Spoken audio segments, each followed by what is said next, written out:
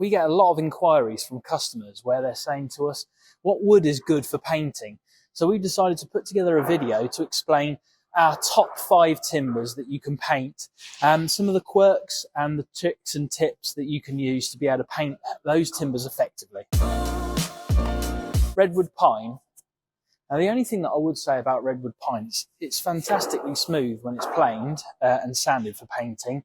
However, because of the knots that you get in the board, you will find that you get that sap coming through the knots. So it's important to use a sap treatment oil that you can put on there just to basically prevent that sapwood from coming through.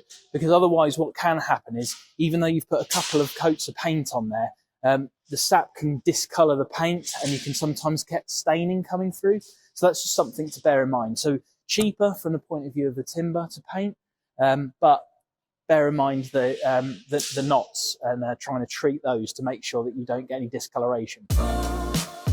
American poplar, or otherwise known as tulip wood. A lot of wood turners call it tulip wood, but you'll probably know it from a timber merchant as poplar.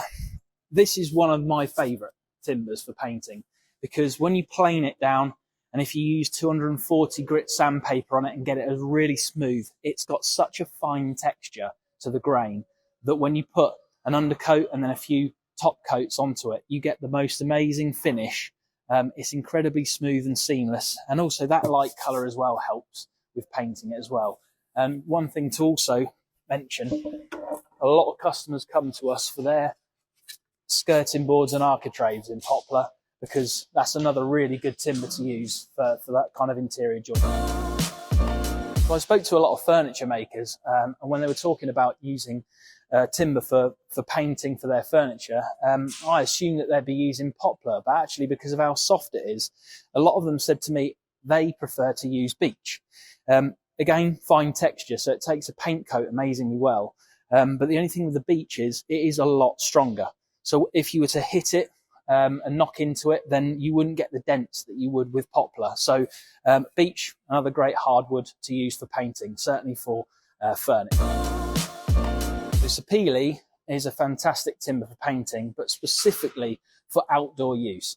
So if you've got outdoor furniture, or if you've got porches or balustrades, you're making it out of a hard-wearing external hardwood, sapele is brilliant because it's very durable for outdoor use, but also because, again, it has such a good fine texture, it's perfect for painting.